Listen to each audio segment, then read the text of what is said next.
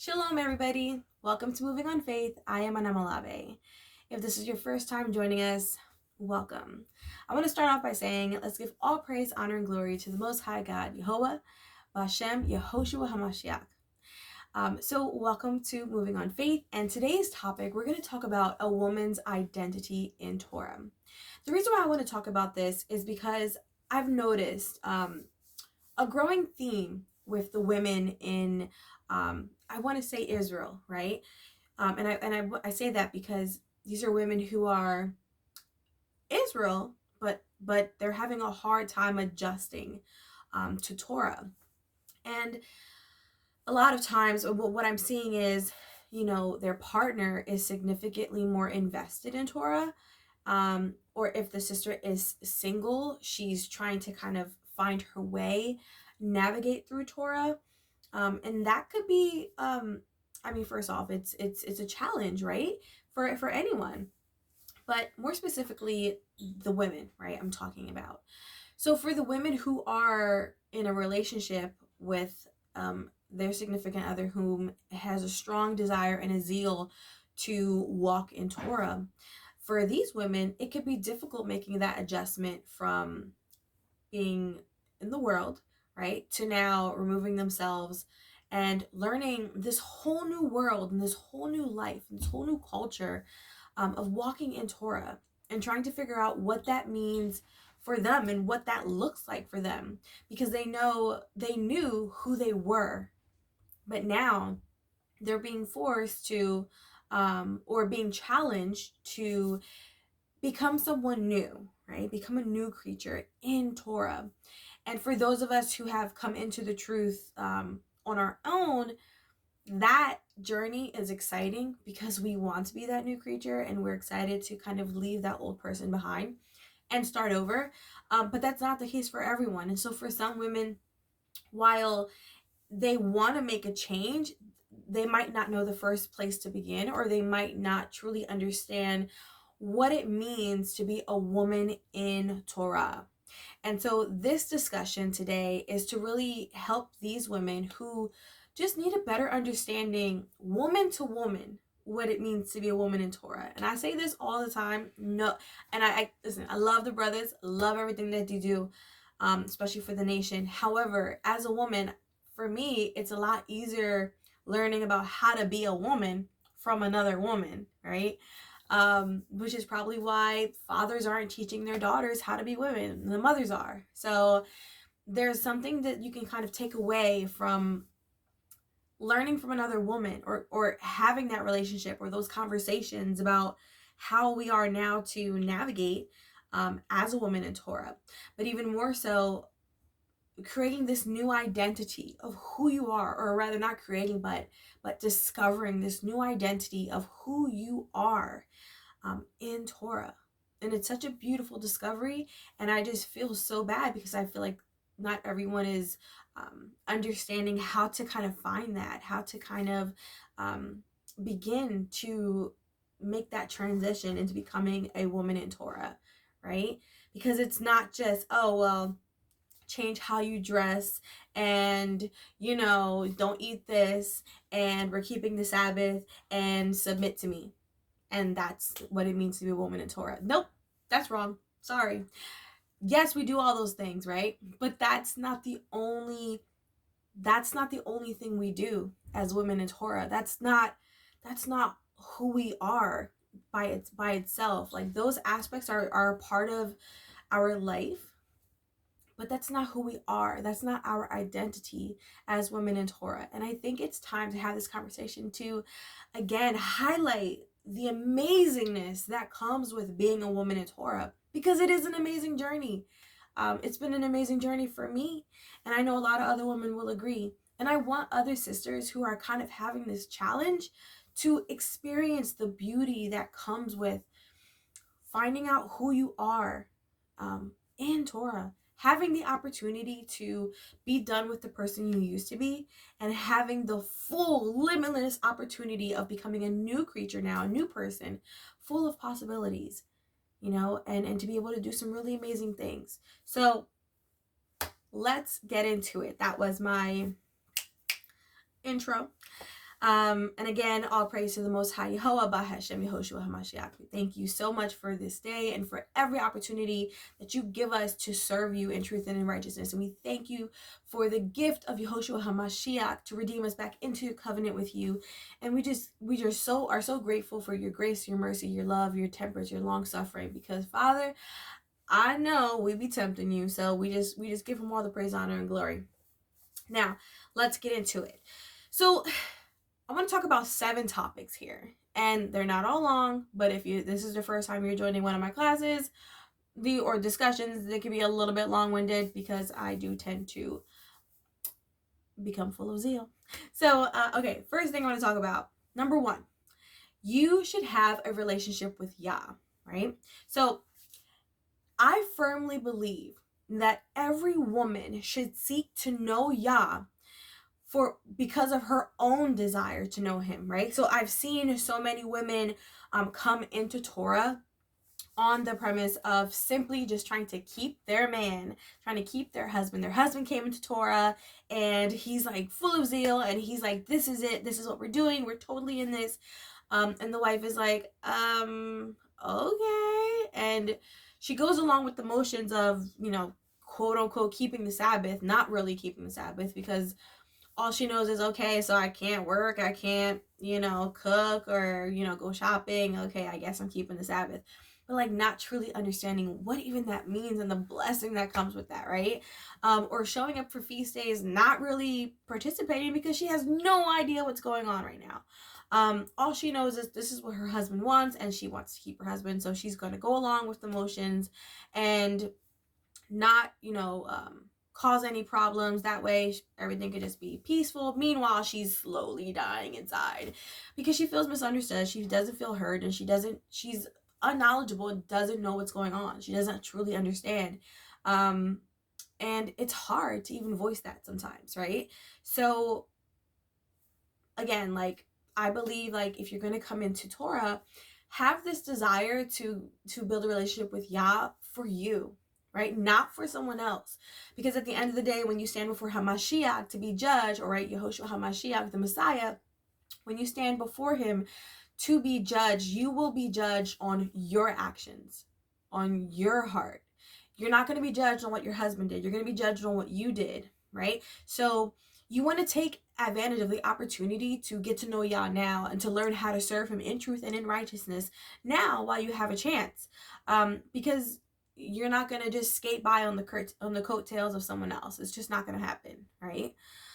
Now, here's some of the problems that come with. So if a woman does enter Torah with a husband, I'm usually that's the case, right? And she doesn't truly have a desire to now learn Torah or to walk in Torah. So these are some of the issues. The first thing I want to bring up is a scripture everyone knows, Proverbs 22:6, right? Train up a child in the way he should go, and when he is old, he will not depart from it. Okay, so here's the thing. If she and her husband have children or plan to have children, a big part of the child's Torah-based education is pretty much coming from the mother. It's her big responsibility to now teach the children Torah. So if she has no genuine interest in learning Torah or walking in Torah, how can she teach the children Torah, right? So we'll go even a step further, If there was a tragedy, if a tragedy was to befall the husband or the father, the head, the leader, right? And he is no longer present in the picture to be able to lead the family spiritually and teach his family, right? What are the odds that that woman is going to now continue after her husband, who was full of zeal for Torah, and she wasn't? What are the odds that she is going to now continue teaching her children Torah, let alone continuing to walk in it herself, right? I'm not here to say she will or she won't, but what I'm saying is, my guess is probably not. My guess is probably if the man was out of the picture, then because she had no real zeal or real interest to walk in Torah on her own, like for her own benefit, I think that she would probably not continue walking, and she certainly wouldn't teach your children or teach the children to walk in Torah. So This is such a disaster. This is such a disaster because where does that leave the man's legacy? Where does that leave his family name to be carried on and what he's going to be known for, right? It wouldn't happen. It wouldn't exist anymore. So yeah, again, my 2 reasons for making sure that a woman is solely invested in Torah for her own desire to become closer with Yah, is that, number 1, the children, teaching them, and we'll piggyback on that, right? If the father's out of the picture, to teach them if he wasn't there, to continue walking in Torah for her own salvation, for her own sake, right? For her own judgment, right? And another thing that I think we don't really consider this too much, but another reason why women should seek a relationship with Yah on their own is because you want to have a trusted and true confidant and a counselor that you can really just be able to open up with and share these things with. So in my experience, when issues arise in your marriage, whether it's, or when you're raising children, right? Because they do, sometimes you can't always solve these issues, right? Sometimes they put you in a situation where you just don't know the answer, and that's fine, right? We're human. We don't always know the answers.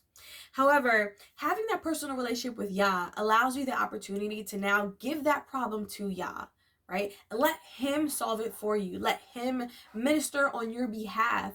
That way you remain blameless. That way you can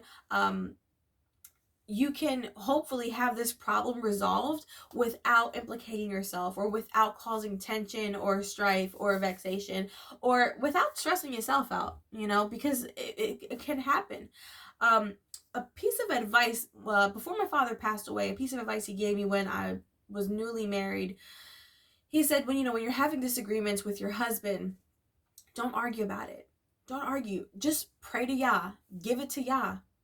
Ask Yah to minister to your husband's heart as well as minister to your heart, and to essentially eliminate the pride in that situation, which will allow the solution to be put at the forefront, and not necessarily, and I say this, not necessarily who is right, but rather what is right, because that's what we should be focusing on, is what's right, not who's right.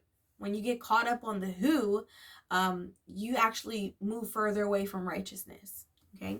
And another part of having Yah to be your tried and true and trusted confidant is when you are having trouble or issues in your marriage, or challenges in your marriage, as we all do, the one thing you want to do is be able to take those issues to Yah and trust him as your confidant and trust him as a counselor, right?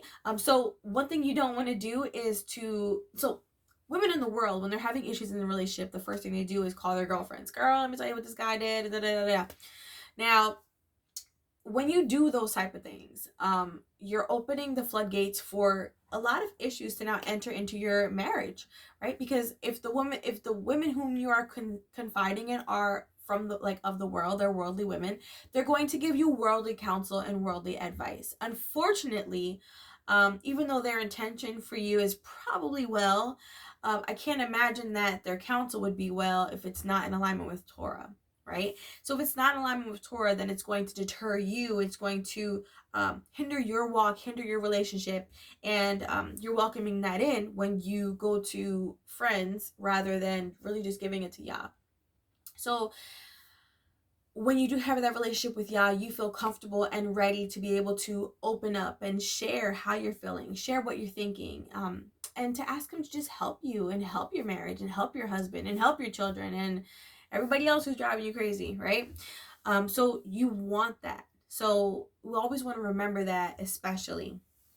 Turn to Yah in all things, both great and small, and he will advocate for you. He will help you. He will never leave you astray or lead you astray. He will never leave you, or forsake you. So take the opportunity to really build that relationship with him to the point where you feel like you're talking to your father, because he is our father, Okay, second thing. Number 2. You have been trained up by an elder woman or a wife.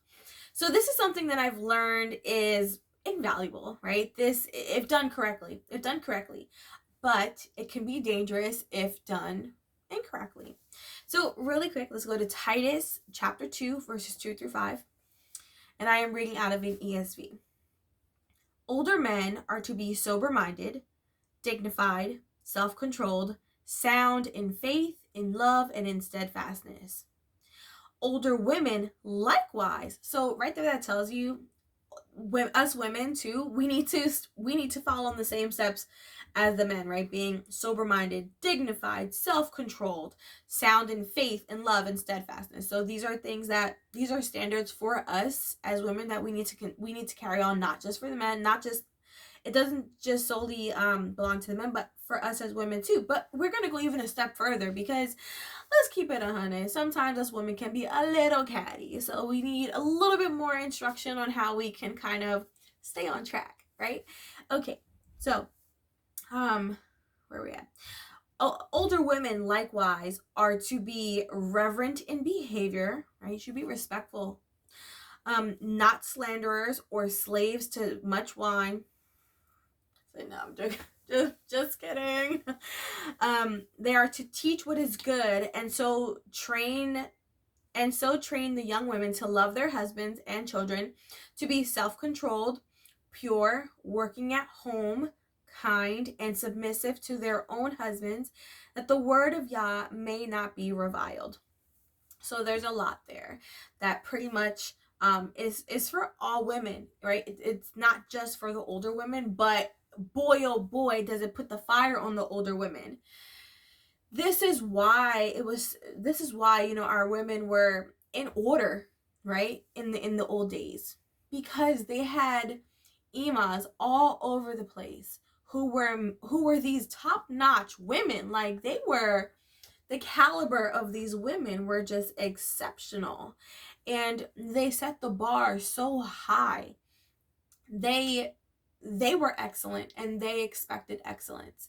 And because of that, these younger women who were now under them, who were working for them or helping them, whether they were their handmaidens or family members or whomever, when they were in that vicinity, they were expected to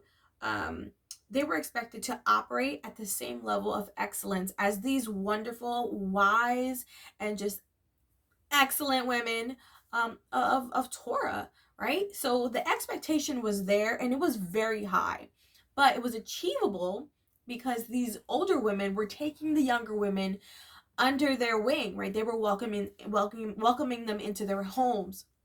They were teaching them how to do all of the things that are required in order for the young women to now grow up and become fruitful women in their own lives, in their own marriages, and in their own relationships with their children, and in the action of managing and maintaining their houses, right? So for me, I was fortunate enough to so it's interesting. This is a little story.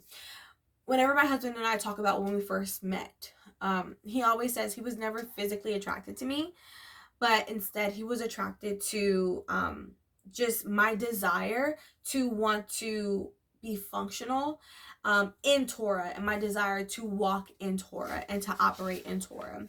He says that what made him interested in me initially was during a Sabbath, which I believe my father might have been hosting at his house.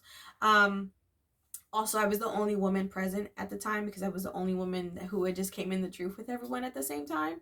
And without being prompted, I naturally began serving food and serving drinks and taking care of everything.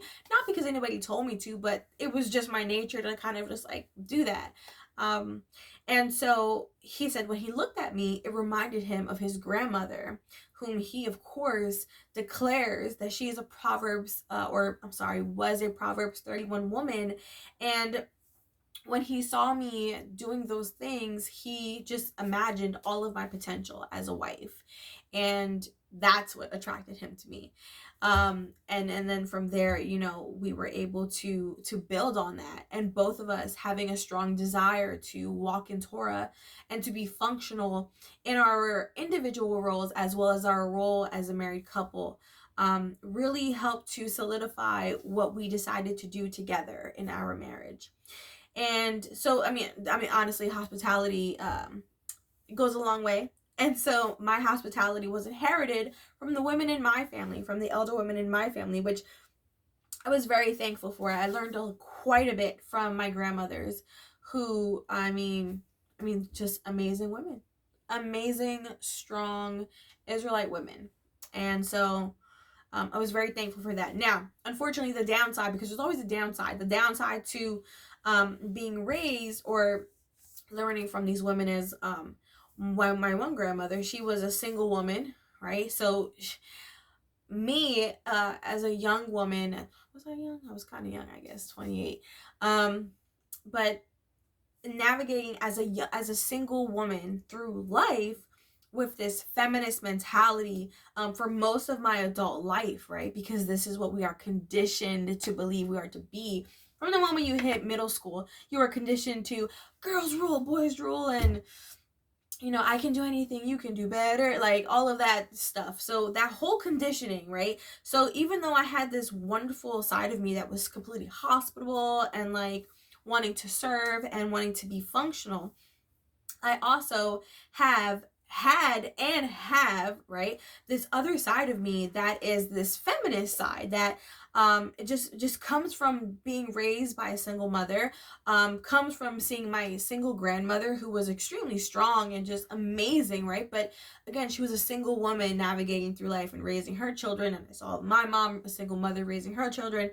Not to discredit them, but to just explain that this is where that feminist mentality comes from, right? That I'm in control thing, because when you are a single woman in your life, that's the situation.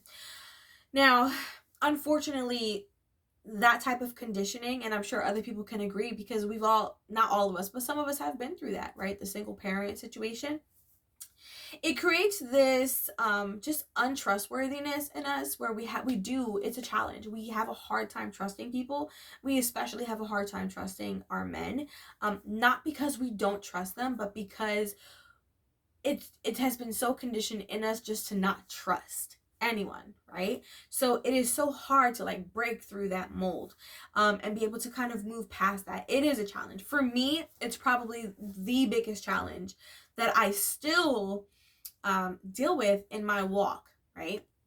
I want so badly to be the most submissive wife, the most humble wife, the most trusting wife. And I try my hardest to do that. There are occasions where that old side of me definitely rears its head, and I struggle with that. Now, that is a struggle for me. It is a challenge for me. 6 years in Torah, and I'm still struggling with that. But I continue to pray on it, and I continue to give this challenge to Yah, because I recognize that it is far greater.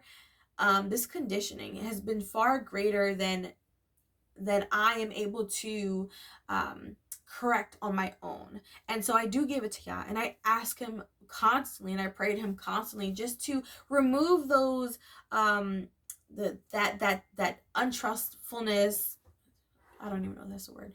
Untrustfulness from me. Remove that, remove any type of rebellion from me. Remove that feminist mentality. Remove it all from me, and just allow me to be a submissive wife, a peaceful wife, a trustworthy wife, a good wife, because I desire that.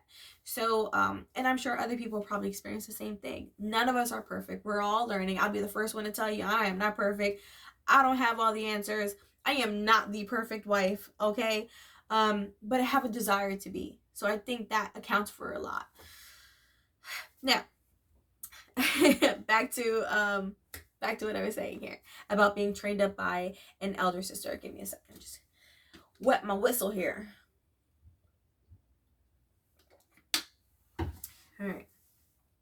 Now, so like I said, as a younger woman in Torah, and I'm not talking about myself because I'm a little bit seasoned, y'all, I found a white hair in my eyebrow today. I'm like, what's up with that? But I'm gonna just leave that there and give it to y'all.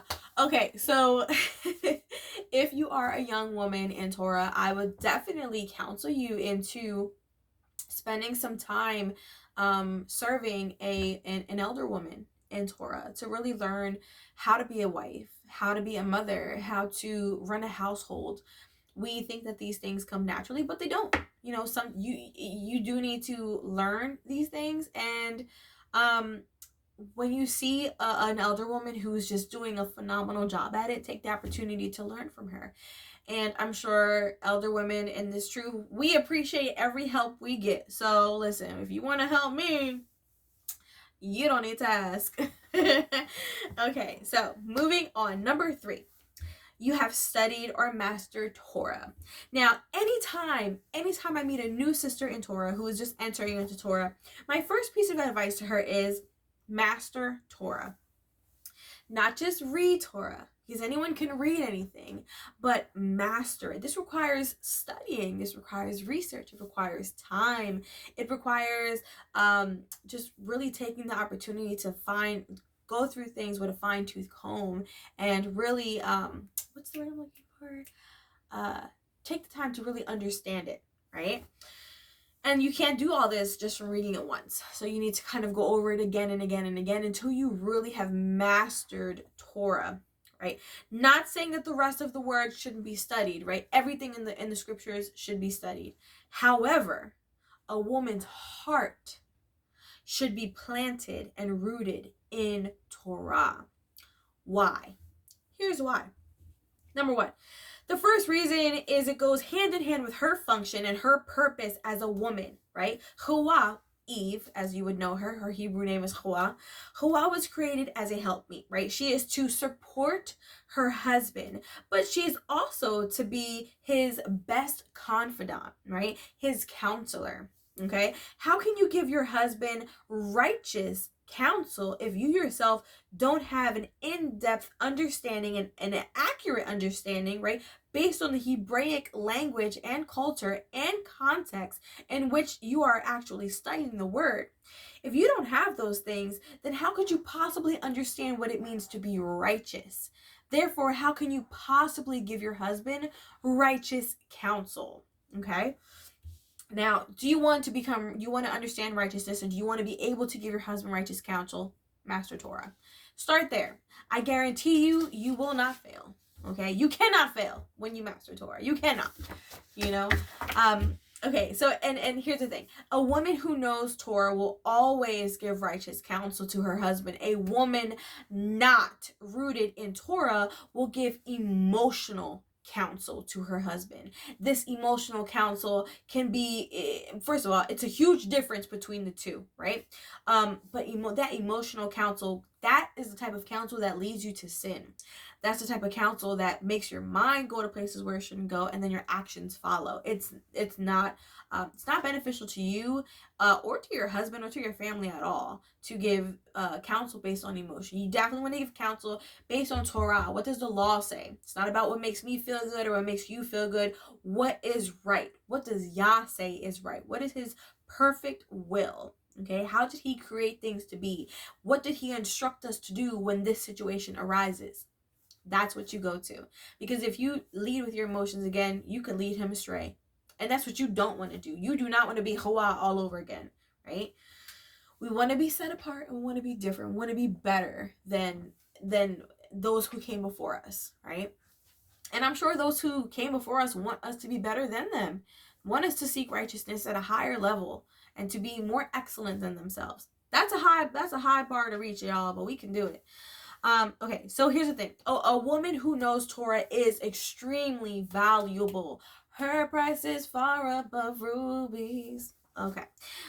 So her price is far above rubies because she is so valuable. When you know Torah, Torah is gold. Torah is everlasting. It is the beginning. It is the end. It is the foundation that everything is built on. So if you know Torah, you have some of the most valuable knowledge in you. I mean, talk about your value, sis. Not only is she wise, right, but she's a knowledgeable counselor to her husband, but she is also an apt teacher to her children and to other women. When you have mastered Torah, okay, you are now useful. Yah can use you. He can use you to do amazing things. He can use you to uplift your husband. He can use you to teach your children. He can use you to help teach other women. He can use you. When you don't master Torah, he can't use you. You are an unskilled, untrained worker, servant. You cannot be used. You're good for just like nothing. I don't know. That sounds harsh, but it's probably true. So Torah is so powerful. It is so powerful because Torah eliminates the opportunity for pride and for ego to lead. I'll say that again. Torah is so powerful because it eliminates the opportunity for pride and for ego to lead, but rather to put Yah's will at the steering wheel of your life, of your marriage, of your parenting, of every relationship in your life, right? Every decision that you make when you are following Torah, you are saying, Yah, lead me. Yah, instruct me. Tell me what to do. Let your will for me be, even if I don't like it. Okay? When it comes to Torah, it's never about who is right, but rather what is right. And trust, it is most humbling for all of us. Okay? There have been many a times where, see, my husband and I, we both just love the scripture so much. And we're both very passionate about the things that we study. And throughout the years that we've been in Torah, we will just have these debates. And it's like, it's not like, it'll always start like, well, the scripture say this or the scripture say that. But then we just learn listen, let's go to the Torah. What does the Torah say? Because it's going to make it plain and simple for even a babe to understand it. What does the Torah say? And we've solved many issues just by referring to Torah. It is the tried and true judge. It's gonna let you know exactly what you need to do. So I love it. I love Torah. I'm a Torah girl. I have read Torah quite a few times. I have read everything else once or twice, but Torah, man, I read it again and again and again because I love it. The information there is priceless, is precious, and I'm a Torah girl. Okay, so back to here. All right, number 4. You understand the relationship between Yehoshua HaMashiach, the Messiah, for those of you who are not familiar, the Messiah, and the church. Okay, so here's a question. Can the church lead Yehoshua? Can the church tell Yehoshua what it will or won't do? The answer to both of these questions is no. If you understand this, then you can understand the influence of a husband over his wife.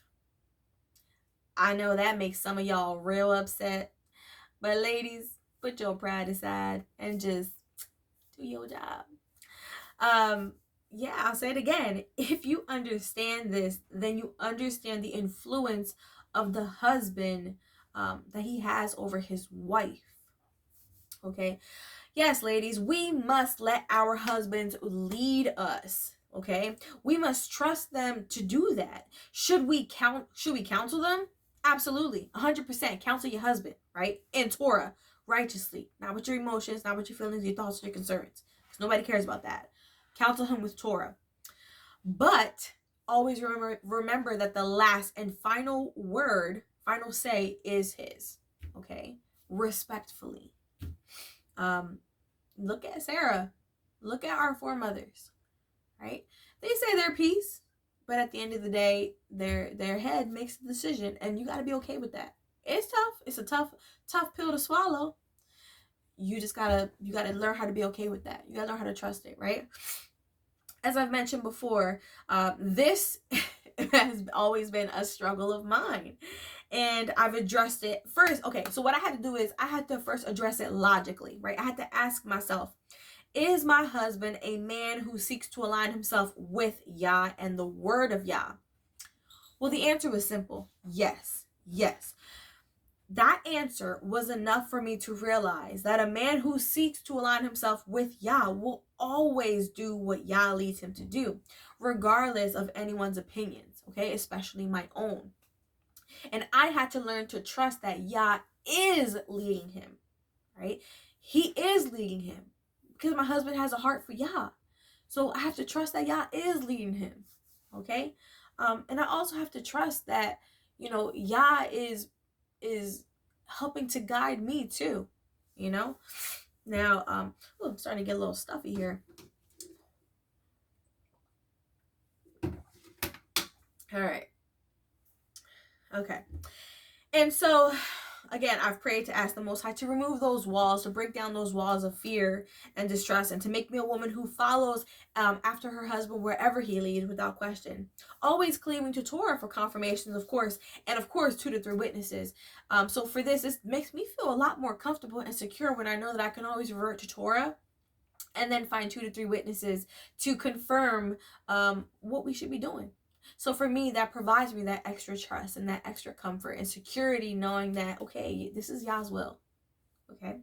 Now, ladies, listen, we must bow our heads to our husbands, and they must bow their heads to Yehoshua HaMashiach, and he bows to Yah. Okay, so it's not slavery, it's submission, and we all submit to our king, and we all submit to our creator, and that's just what it is. All right, number 5. We're getting through it, so hang tight. Got a book here. No. Okay, number 5. You understand what marriage is and the seriousness of your oath to your husband and Yah. I'm going to read a whole chapter in the book of Numbers, chapter 30, 1 through 16. And Moshe spake unto the heads of the tribes concerning the children of Israel, saying, This is the thing which Yahweh hath commanded.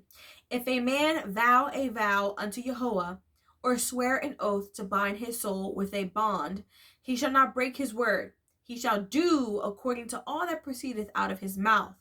If a woman also vow a vow unto Yahweh, and bind herself by a bond, being in her father's house in her youth, and her father hear her vow, and her bond wherewith she hath bound her soul, and her father shall hold his peace at her, then all her vows shall stand, and every bond wherewith she hath bound her soul shall stand.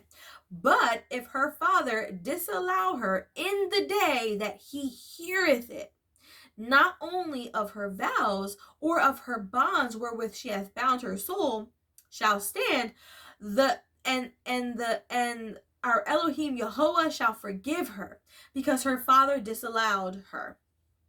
And if she had at all an husband when she vowed, or uttered aught out of her lips wherewith she bound her soul, and her husband heard it and held his peace at her in the day that he heard it, then her vow shall stand, and her bonds wherewith she bound her soul shall stand. But if her husband disallowed her on the day that he heard it, then he shall make her vow which she vowed, and that which she uttered with her lips wherewith she bound her soul, of none effect, and Yahweh shall forgive her. But every vow of a widow and of her that is divorced, wherewith they have bound their soul, shall stand against her. And if she vowed in her husband's house, or bound her soul by a bond with an oath, and her husband heard it, and he held his peace at her, and disallowed her not, then all her vows shall stand, and every bond wherewith she bound her soul shall stand. Verse 12. But if her husband hath utterly made them void on the day he heard them, then whatsoever proceedeth out of her lips concerning her vows, or concerning the bond of her soul, shall not stand. Her husband hath made them void, and Yahweh shall forgive her. Every vow and every binding oath to afflict the soul, her husband may establish, or her husband may make void. But if her husband altogether hold his peace at her from day to day, then he establisheth her vow, all her vows, and all her bonds which are upon her. He confirmeth them, because he held his peace at her in the day he heard them. But if he shall in any ways make them void after he hath heard them, then he shall bear her iniquity. These are the statutes which Yahweh commanded Moshe, between a man and his wife, between the father and his daughter, being yet in her youth in her father's house. Okay. Whew, that was a lot. Now, what we see both in and out of Torah is a growing number of divorce, okay? Why is this? Why is this happening? I believe the adversary, Hasatan, has strategically manipulated the idea of what truth is, of what function is, of what righteousness is, right? He has manipulated people into placing themselves before their own partners, but most of all, placing themselves before Yah and His will for their lives. Okay, He has told them, you can be whatever you want to be, you can do whatever makes you happy, you only live once, live your best life, YOLO, and those types of things, right? Life's too short to be unhappy, right? If the going gets rough, get the going, so thought of Martin. Okay, these catchphrases that have been hardwired into us from our youth, being plastered in all the schools on posters with people like Michael Jordan drinking milk, you can be what you want to be, the Olympics, do what you want to do. All of this has been convincing us all along that our own happiness is more important than Yah's perfect will, and most importantly, His will for us and over our lives, right? What it is saying, what this has been teaching us and what has been showing us, that you can do whatever you want and nobody's going to keep you accountable. Nobody's going to hold you to what you say and what you do. You can get away with anything. You can get away with murder. People do it all the time, right?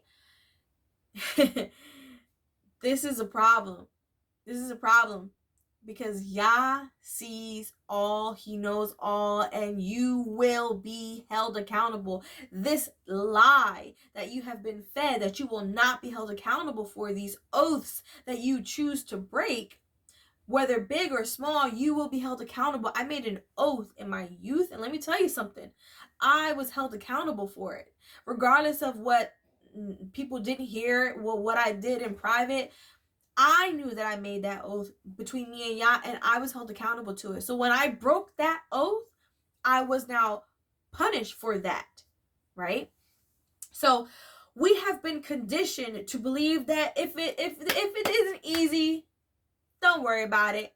Just quit it, kick it to the curb, keep it moving, and do what makes you feel good, right? Do what feels right to you, right? All that type of stuff. Now, again, these are seeds of deception, and this has separated us as a people from the seriousness and the standard of a functional marriage in Yah. What does that look like? What does that mean for us? How can we possibly know when our elders are just continuously falling into this trap, and now you have the younger generation continuing to fall right into that trap? Even more so, now the younger generation are not even getting married. How scary is that? Not in Israel, because I'll tell you what, we hooking up like crazy. But anyway,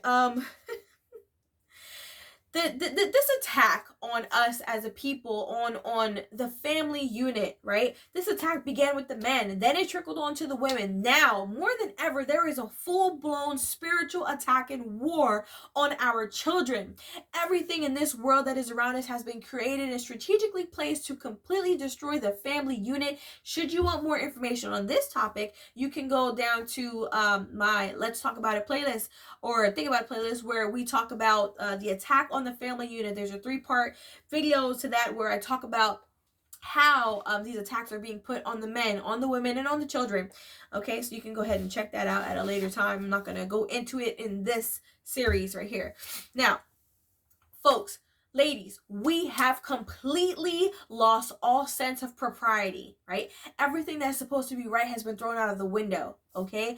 But sisters, know this: as we walk with Yah, as we walk in Torah, we must remember that Yah's standards are not that of the world. And you will be held accountable for every oath that you take and every oath that you break. You will most certainly reap the curses of the choices that you decide to make, right?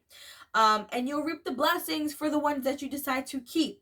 Okay, so here's the thing: you'll be forced to ask yourself, if things get hard, which they will, as they do, right?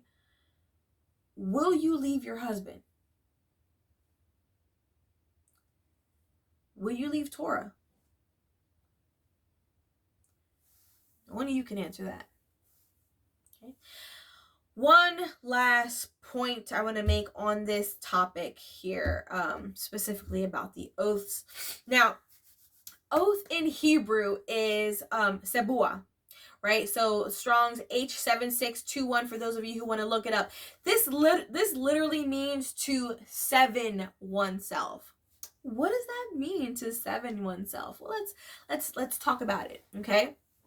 A common practice in the Hebraic culture was to make 7 declarations when making an oath. Okay, this declaration can be making that oath 7 times, or doing 7 things to show the sincerity and the seriousness of the oath. Let's quickly talk about the 7 steps of marriage according to the word, the 7 things to show the sincerity of the oath being made, which is the marriage covenant, okay?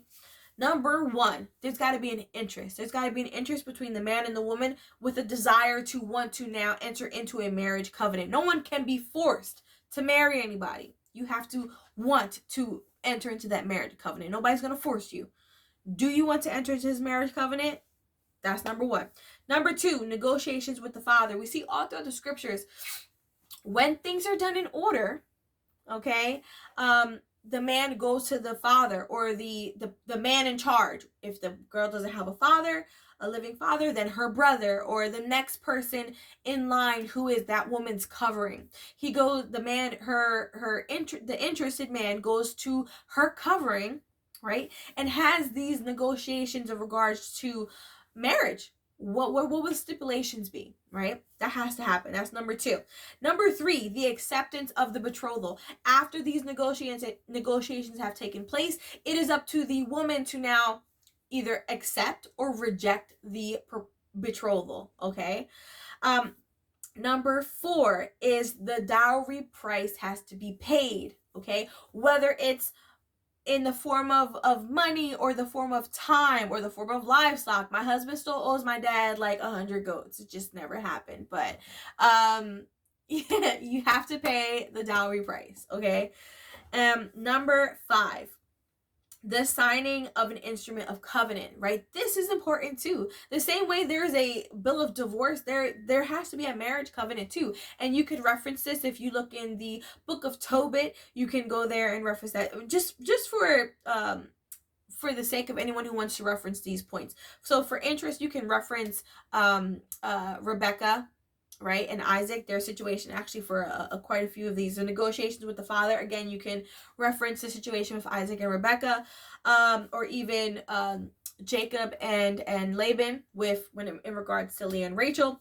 The acceptance of the betrothal, again, with Rebecca, she shows that, and even in the book of Tobit, you can see that example as well. The dowry price being paid, you can see that in Isaac Rebecca's situation. You can also see that in Jacob and Leah and Rachel's situation, where he paid time. The signing of the instrument of covenant, you can see that example in the book of Tobit. Number 6, now that I'm back on track here. Number 6, the marriage feast. Anytime a covenant is made, or you enter into a covenant, there's always the breaking of bread. This is a sign of, okay, we've entered into this covenant. This has happened. The breaking of bread is like, okay, now we are joined. Okay, so there's always some type of consumption upon the making of a covenant, okay? And so a marriage covenant, okay? So this is the marriage feast, right? Now, the last thing, the number 7 thing that has been done to show the sincerity and the seriousness of the oath being made is consummation. For those of you who are familiar with the term, this is when the 2 people become intimate, okay? Those are the 7 steps in the marriage process in the Hebraic culture, according to the correct order in which things are supposed to be done according to Yah. We see it in Torah time and time again. This is how it's supposed to be. And it's 7 steps. 7 steps, because why? 7 to make 7 with oneself is to do something 7 times to show the sincerity and the seriousness of the oath that you are embarking in. There are seven opportunities for these people to say, you know what, I don't want to go through with this. So through 7 steps, you did not say, you know what, I don't want to enter into this marriage covenant, right? So through all 7 steps, if you make it through all 7, guess what? You've had every opportunity to get out of that marriage before it even happened. And if you didn't do that, then certainly don't take it. You can't take that opportunity to break that oath now after going through 7 opportunities where you had the chance to. Okay. And just, I'll throw this in there. I know that this whole sex is marriage doctrine is out there. People like to pull that scripture in Deuteronomy. Folks, when it says if a man lies with a maiden, he shall endow her to be his wife. What it's saying is, if you're doing that, statute was put into place for people who did not do things in order. Okay?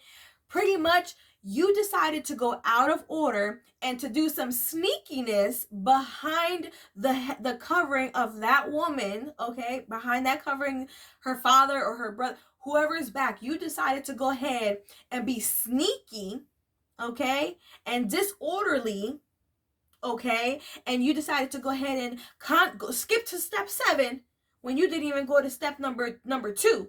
That was the next step. If you was feeling her, you should have went to step 2, but you decided to skip to step 7. In the case that you decide to go out of order, Yah is giving you a grace bone and saying, okay, you went out of order. Just now you have to now go back and try to make this woman your wife, endow her to be your wife. It's not saying, oh, because I have sex with her, she's my wife. The example of this is between Dinah and Shechem, right? He slept with her first. After the fact, he slept with her. Then he went to go and speak with her father. And then he decided to pay. Then the circumcision was the dowry price, right?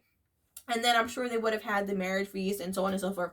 But he did things out of order. So even though he consummated first, he still had to go back and do all the other steps that were required in order for him to take her as his wife. So if a man is telling you, listen, sis, sex is marriage. If we get it on, we married, sis, use a dope. I'm telling you right now, use a dope. You need to study Torah. And that's why I always say, what was it, number 4? Master Torah. Master Torah before you get yourself into some problems. Okay? All right, y'all. Number 6. Was that? No, actually, it's a little bit more to this one. Okay, so I think that is it. Number 6. I didn't highlight it. You understand what it means to be fully functional as a woman. What does it mean to be a woman? How are you functional as a woman? Let's talk about it. Okay, so there's this worldly narrative that men and women are equal. I mean, to keep it 100, right now there's this crazy narrative that's saying men can be women and women can be men. That's crazy talk. Crazy people. We ain't gonna talk about that right now. What we're talking about is the narrative that men and women are equal, that they are the same, okay? And that opinion and that doctrine has created a world where men and women don't think that they actually need each other. This is built on dysfunction. Okay, it's built on dysfunction. It's built on sin. It's built on pride. And of course, it's built on lies. Okay, in truth, we could never be equal. We could never be equal because we are 2 different creatures with 2 different functions. It's like comparing a fish to a bird. You can't, because they were created with 2 different functions to do 2 different things. Okay? You can compare 2 men, but you can't compare a man and a woman. They are 2 different creatures. Okay? So see, a man was created to be the provider, the protector, the builder, and the leader. Woman, right, should be the helpmeet, the support, his 6 o'clock, watch his back. And the glue that keeps the house that he built, She's the glue that keeps it together. Okay, both functions were given to us, and both functions are necessary in order for a marriage or a family to thrive in Torah. This is order, okay? Or what the world would say, this is a well-operated running machine, right? So you want your household to run and function perfectly, keep order. You function in your capacity, let him function in his capacity, let the kids function in their capacity, and it will all make sense. It will all work out, right? Because Yah's design is perfect, okay? So, if everyone from the husband to the wife to the kids fulfill their specific function that was given to them by Yah, then the family unit will not only work, it will thrive. It will excel on every single level, okay? The bottom line is there is no person who is weak or weaker. Our strengths are different. They're different because our functions are different. We are different, okay? But because this is and can be confusing, because I know what some of y'all are thinking, this can be confusing. So we will go to 1 Peter 3:7. I beat you there because I know you were going there. To explain this, let's explain this a little bit further, okay? Here we go. Likewise, ye husbands, dwell with them, talking about the wives, dwell with them according to knowledge, giving honor unto the wife as unto the weaker vessel, and as being heirs together of the grace of life, that your prayers be not hindered. Now, bear with me here because I feel like this is so interesting. The Hebrew word for knowledge is da'at, right? Daled, ayin, tau. And the meaning of this is perception, skill, discernment, understanding, wisdom. The primitive root word for da'at or knowledge is yada, yod, daled, ayin. The meaning is to know, to learn to know by experience, to recognize, to admit, to acknowledge, or confess. So we're highlighting the first word we're dissecting of that scripture above, where it says the husbands are to dwell with their wives according to knowledge. What does that mean? Well, we just broke down the meaning of the primitive root word of knowledge, which is yada. Again, meaning to know, learn to know by experience, to recognize, admit, acknowledge, and confess. So this tells you a husband, as a provider and as a protector, must know his wife. He must recognize her needs so that he may provide them. For example, during one of my several pregnancies, my feet swelled so badly, I couldn't fit into any of my shoes. My feet just hurt so bad. They were so swollen. It was terrible. My husband saw this. He saw that I was in constant pain. He saw that I was just really struggling with this. Without me asking, he bought me shoes that were made to support a woman's foot during pregnancy, right? As a provider, he recognized a need and then he provided it. This is a part of a man's duty, is to know his wife. If he's the provider, for example, if a man has a car, he knows his car. If his car starts making some funny noise, he knows that he's got to put gas in it, or he's got to get the oil change, or he's got to put air in the tire, because he knows his car. So how much more should he know his wife? So when it says that a man should dwell with his wife according to knowledge, what it's saying is he needs to be taking the time to get to know her, right? Yada, again, yada. It also shows that a man must learn his wife. A husband must take the time to get to know his wife. A wise man knows his wife, knows that his wife is his strongest ally and his greatest physical asset. And by learning her skills and learning her strengths, he can now use them to strategically accomplish the goals that Yah has given him. Okay? Woo, hallelujah.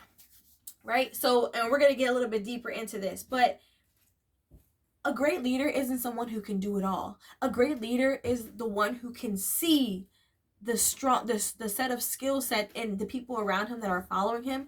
He can see their strengths. He can see what they're good at, and he can now use them to now move toward the goal, right?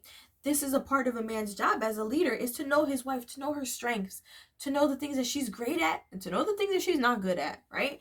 If your wife can't cook, you shouldn't be signing her up to help feed the hungry. That might not be her job. That might not be her skill set. But she might be great at sewing. So she could sew clothes for people who need clothes. Or I'm just giving examples. But no, a husband's job is to know your skills. Know what you're good at. Know where you're going to excel and how he can use them to help push him forward in whatever mission that Yah has given him. Okay? The second part of the scripture that I want to address is the giving honor unto the woman as unto the weaker vessel. Now, this is like, people read this and they're like, oh, because we're so delicate. I don't know about y'all, but I ain't been delicate since I hit the 150 mark. No, I'm just kidding. Okay, so the Hebrew word for honor is kabod, right? That's Strong's H3519 for those of you who want to look it up. Now, the meaning of that is honor, splendor, glory. Not enough information. Let's go deeper. So the primitive root word for kabod is kabod. Same thing, just like a slightly different. Oh, first one is kabod. The primitive root is kabod, meaning to be heavy, to be weighty, be grievous, be hard, be rich, be honorable, be glorious, be burdensome, be honored. So much. Let's just fine tune it a bit, okay? So the Hebraic understanding behind this word honor is that you honor someone by lightening their burden, taking that which weighs heavy on them and now taking it on to yourself. Okay, this is why the man is the provider, the protector, and the leader. Why? Because that's how he honors his wife, because he now takes on the weight of the financial responsibility. He takes on the weight of the responsibility to protect his family and and his property. He now takes on the responsibility, the weight of the responsibility of making sure that his family is aligning with Torah. That whole series of burdens right there, that if the man was not fulfilling his role, that would fall on the woman, and that would be burdensome, because her job is already to take care of the house and the kids and all of that. So on top of that, if a man put the financial burden on her and the defense burden on her and the spiritual alignment burden on her, that woman is completely overwhelmed. That's why you see single moms. I give it up to single moms, but it's tough. And for these single moms out there, they're having to play all the roles, and it's too much, and it's not fair. This is why it's so necessary for a man to excel in his function and for a woman to excel in her function. But this is what it means for a man to honor his wife. Honor her by taking on those great burdens, those great responsibilities, so that she doesn't have to worry about those things. I don't worry about the bills. I can't tell you how much we have or don't have. I don't know. I just spend it.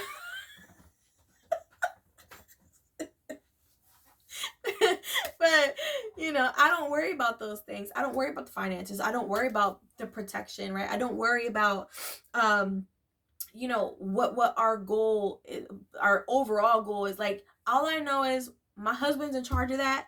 I'm going to do my part to make sure everything is moving, everything is functioning. I'm making sure the kids know what they got to do. I do what I got to do, whatever I got to do to help my husband move towards his goal in ministry and in leadership. I do my part. One thing I don't have to worry about is his role. He worry about that. He takes care of that. He does that. And so I don't have to carry both burdens. I just carry my own. And that's enough, because I got enough on my plate. As most of us moms do. So that's what it means to honor your wife as the weaker vessel. What it's saying is the man is the strength. He is the strength. So he takes on the weightier matters. He takes on the weightier responsibilities. Okay.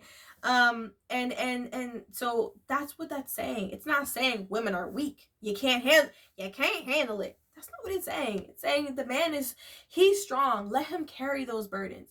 I remember when I was struggling with my first my first pregnancy was just a disaster. And the delivery, everything was a disaster. But I remember my husband telling me, And when I was giving birth, he was like, all right, you feeling weak right now. He was like, but that's okay. Like, I'm here for you. I'm strong. Let me carry the what you're going through. I'm like, I wish I could. But sincerely, he wanted to because he knew he could, right? He wanted to because he knows that as a man, that's his job, to take on that burden, to take on what the to take on what burdens his wife. So that's a part of that. All right. Now, let me just keep going here. Now, like I said before, this doesn't mean that us as women are weak. Sisters, let us remember, while our strengths are different than that of men, we have a strength that has been tailored for us and given to us by Yah. Okay? There is a strength in submission. That's why not everybody can do it. Because some women are just not strong enough to submit to their husbands or to Yah. Look at Ruth. There is a strength in humility. Look at Esther. There is a strength in silence. It shows wisdom. It shows discernment. It shows temperance. It's so much harder to control the words that come out of your mouth. That's why a fool can't control himself. He's just out blabbing and saying whatever. But it takes so much strength to do those things. And these are strengths that a woman in Torah, we try to do. And that requires great strength. Temperance, Lord, that requires great strength. And we're doing it, y'all. So we're not weak. We are strong. In a different way than men, but we are strong. And y'all, we out here having babies. It is not a walk in the park. It requires a great deal of strength. And so we do have a strength, but it's a strength that was made for us as women. It was a strength that was given to us by Yah.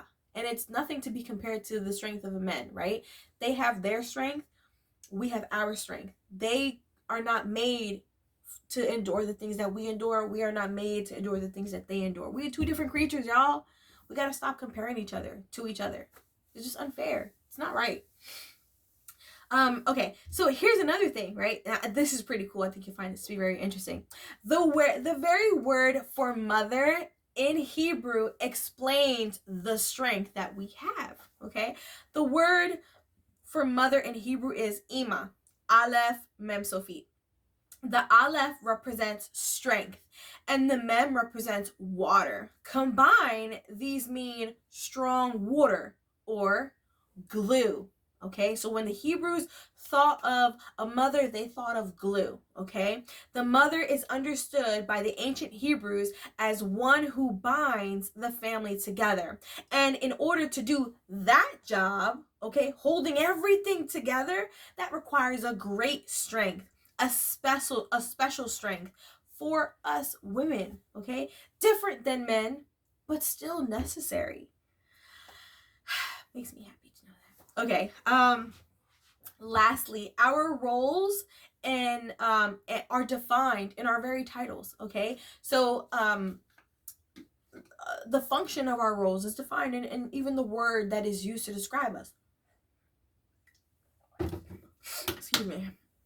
Okay, so a man in Hebrew is ish. It could be man or husband, and it's ish. So it's Aleph, Yod, Shin. Okay, and then you have Isha, which is a woman or a wife, and that is Aleph, Shin, Hey. Now, here's the thing that's pretty interesting. The letters that the man, that make up the man, the letters that the woman and the man have in common in the words Ish and Isha are Aleph and Shin. Aleph and Shin together is Hebrew for the word fire, right? Ash. So it's Hebrew for the word fire. Now, when the Hebrews thought of fire, or the word fire, ash, what they thought of were two wooden instruments being rubbed together and creating friction in order to cause a fire. That's why when you see, like, in movies or cartoons, whatever, when they're trying to start a fire, they're rubbing two sticks together to try to start the fire. That's what the Hebrews thought of when they thought of fire. Two sticks rubbing together in opposite directions, creating a friction that will eventually cause a fire. Okay. And so that is Ash, right? So bear with me because it's going to come all together now. The first difference between the man and the woman, Ish and Isha, the yod in Ish, yod dalet is how you would spell the word yod. So the action is to throw or to thanks, and the concrete of what you're seeing is a hand. So the pictograph for yod is a picture of a hand. The dalet is a picture of a door that allows movement in and out of the tent. Combined, these mean hand moves, right? Hand moves. The hand is part of the body that enables the man to perform many works, okay? So, how does a man get works? Yah gives the man works. Yah gives a man a mission, an idea, a job, an assignment, whatever. Yah gives it to him. So that yod that you're finding in the word ish, that is specific to a man. Why? Because it's showing you, okay, Yah has given something to him. Okay? Now, Isha. Now, the difference between Isha and Isha is that an Isha has a hay. Okay? It has a hay in it. And so, okay, so Isha has the hay in it right at the end. So the Hebrew word hay means behold, okay, as when looking at something great. This word can also mean to breathe or to sigh, as one does when looking at something great. So you're seeing something and then you're taking action to show it, right? Or to show it, to show that this is what you're seeing, okay? So it requires seeing something and then it requires an action, okay? Now, the meaning of the letter He is to behold, to look, to breathe, to sigh, and to reveal, or a revelation from the idea of revealing a great sight by pointing it out, okay? So you were seeing something and then we're manifesting it because we're pointing it out. There it is. That's what it is. This is that, okay? Now, we are distinguishing it. We're pinpointing it out. So, here we go. The difference between a man and woman, Ish and Isha. Yah gives the man a job. He gives the man a job, a mission, an idea. He gives the man something, right? Which is represented by the yod, the hand moving. And the woman, the Isha, her job is to now manifest it, to make it into a reality. She is to see what Yah has given to her man, and her job is to now make it something that can be distinguished, that can be recognized, that can take it from an idea or an assignment and make it into something that is manifested and real. Okay? That is how you become a helpmeet. Okay? So, that just like gave me chills. That was pretty awesome. No, I'm just kidding. Okay, praise Yah. So, again, how are you going to function as a woman in Torah, as a helpmeet? Well, as helpmeet, you are to see what Yah has given to your husband. And then you are to make that a reality. You are to help him make it a reality, make it real. Help to manifest it. Now, here's the kicker. To remove either the yod out of men or the hay out of remove the yod out of ish or hay out of isha will only create the word ash, fire, right? Aleph shin, which is completely consuming and destructive. And what it will do is it will destroy each other. So if the man is not functioning the way he is supposed to function, the woman will consume and destroy him with fire. If the woman is not functioning in the function that she is supposed to function, then the man will consume her and destroy her with fire.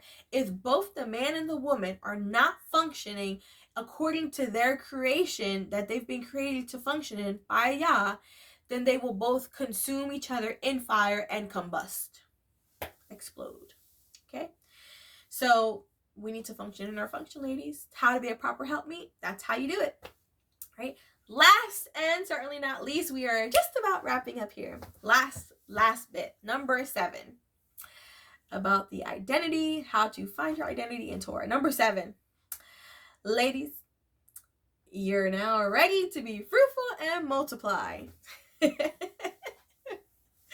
And when I say you're ready, I'm assuming that you've taken the appropriate time to really learn and apply the 6 lessons or tips from earlier that we went over. Here's the thing, and I think most married women can agree to this. Marriage with anyone is a challenge, right? You're learning someone new. You're learning how to cohabitate with someone new. You're learning everything about them. They're learning everything about you. You're learning how you guys work together. You're learning what doesn't work for you in your marriage, in your life, in your family. And so, I mean, it's just a lot, right? It's a lot. It can be, I would never say bad, but what I would say is it's really busy. That's what it is. It's very busy. You're going to be, when you're entering into a marriage, it becomes very busy and you're consumed with a lot. And you should always be consumed with learning the word. That in itself is very, it's a lot. It's a heavy load. So my only advice as a married woman with children, I would say don't rush into anything.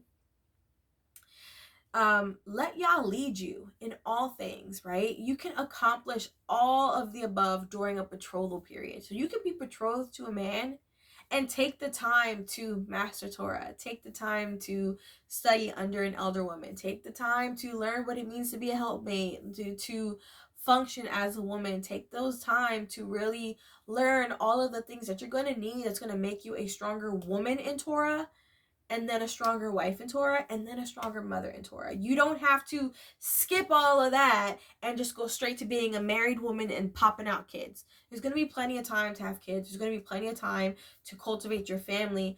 But if you don't have a solid foundation in Torah, and if you don't have a solid relationship with Yah, it's just going to be harder. There's always going to be a challenge with having kids, right? Parenting is very challenging. But when you don't have a solid foundation with Yah and a solid relationship with Yah, something that could be challenging can turn into like, heavy, real heavy, you know? And so just my personal advice, and you do what Yah leads you to do. But my personal advice, I would say take the time to really build a strong foundation in Torah and to really cultivate yourself as a woman and prepare yourself for that stage of your life before kind of jumping into it. Because there's no need to rush, you know? And allow Yah to cultivate you. Allow him to work in you and to transition you to a place where he can now use you in whatever capacity he wants to use you in. And once you've done all the work, once you've taken the opportunity to really cultivate yourself as a woman in Torah, then yeah, like, go have babies. The more the merrier. I need people to have play dates with, so go have babies. But y'all, listen, embrace marriage. Embrace it. It's an amazing journey. Embrace being a parent. It's, oh my God. It is the most frustrating but the most fulfilling experience of my life. And I love my kids more than anything. They are the apple of my eyes. And just really take the time to cultivate patience and love and kindness and understanding and wisdom, because that's a whole other part of the journey, y'all, that we ain't gonna get into right now.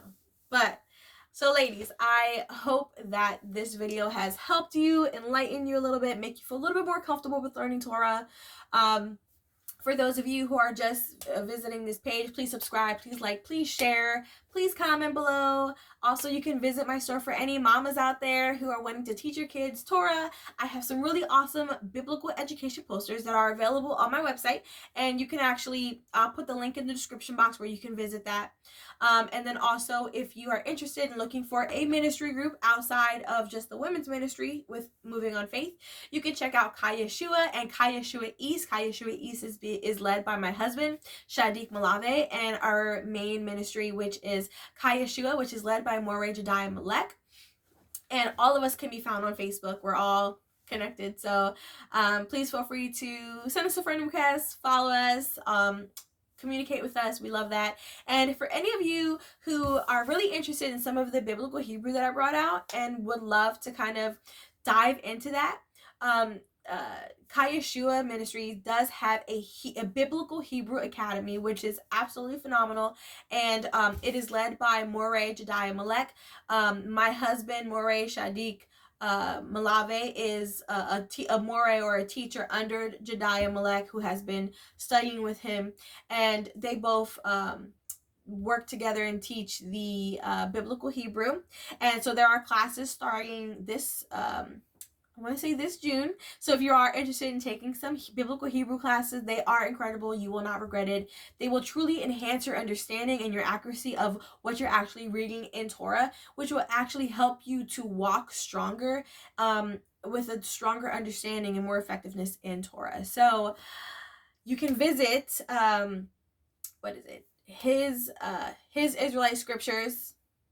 Hebrew Israelite Scriptures.com to sign up for classes, and I will put my website for my biblical Hebrew educational posters in the description box, as well as you can follow me on Facebook at Moving on Faith and send me a friend request and inbox me and say hey.